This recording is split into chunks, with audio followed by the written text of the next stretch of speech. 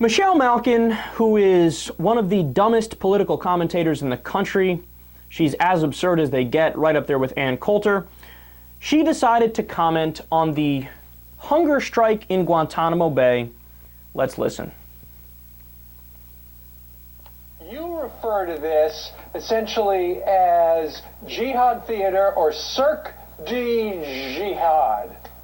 Strke du Jihad, certainly. I think that you have to put this latest round of hunger strikes, which have been going on for several months, in context. And the fact is that you've got Gitmo swindlers who've been foisting all sorts of fables on the world with help from a lot of these transnationalist groups and left-wing bleeding hearts lawyers who are trying to cast every last detainee as some poor innocent potato farmer. And I think that what the American people need here is a reality check about how manipulative Al-Qaeda operatives and their sympathizers are.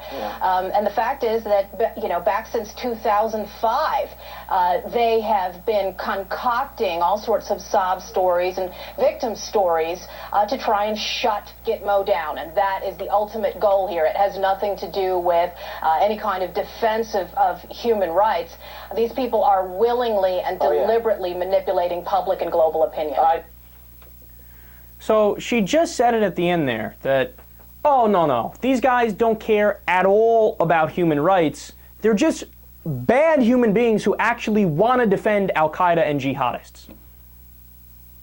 Yeah, Michelle, substantive criticism. You got us, man. Do you watch my show on a regular basis? I often give pro-Al-Qaeda rants. No. See, this is why I don't cover Michelle Malkin often. Because she is unquestionably one of the dumbest people in the country. I'm convinced Michelle Malkin, she doesn't actually read the news. Like, she doesn't read the articles. Like, she'll read the headline and go, how do I blame this on Obama and the Democrats? Look, she doesn't know anything. And that's not an exaggeration. She doesn't know anything. So, for example, she says at one point, oh, they're trying to concoct all these things that say that they're innocent. No, we're not trying to concoct anything. In fact, if you read any of the articles written in the past 6 months on Guantanamo Bay, they all have the same fact in there. 86 of them are innocent and free to go. The only reason the Obama administration hasn't released them is because they're afraid of the political fallout. So that's a separate issue, and I'm pissed at the Obama administration for that. But they are innocent and free to go. Did you know a lot of the people at Guantanamo Bay, you know how we got them there? Under the Bush administration, he reached out to the Pakistani government and said, hey guys, look, we just had this horrible terrorist attack with 9/11. If you could help us out and send us Al-Qaeda operatives so we can get some justice, we'd appreciate it. You know what the Pakistani government did? They went out and rounded up anti-Pakistani government protesters. Not jihadists or Al-Qaeda or radical hardliners. They picked up anti-Pakistani government protesters, shipped them to Guantanamo Bay and said, yeah, there you go, Al-Qaeda operatives. Oh, they're so stupid. And those are a lot of people who are still there. That's why so many of them are free to go and they've been cleared. Go look up the name Murat Kurnaz. Murat Kurnaz. He's somebody who was there for years. He was a fucking German citizen who was visiting Pakistan, and out of the blue he got rounded up and shipped off to Guantanamo Bay. No. This is why we need to believe in rule of law. And why the Constitution was correct when it says everybody gets due process. And why international law is correct when they say you can't indefinitely detain.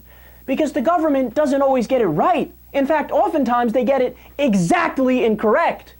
But Michelle Malkin, who ironically thinks the government in every other area is horrible and they can't do it right, whether it's healthcare or social security or building bridges, for some reason she thinks when it comes to catching terrorists, well, they always get the right person. Always, always, always. And we don't need any oversight. We don't need any trial. And of course, anybody who disagrees with me is just defending jihadists. No, we're not defending jihadists. We're saying precisely they are not jihadists. And by the way, we are correct and you are incorrect. And the most ironic part of this all is the part in the middle where she says, these guys need a reality check. As she's in the middle of a factless rant where she pretends like we are defending jihadists, and she pretends as if it's well known and it's a fact that everybody at Guantanamo is guilty, when closer to the opposite is exactly true.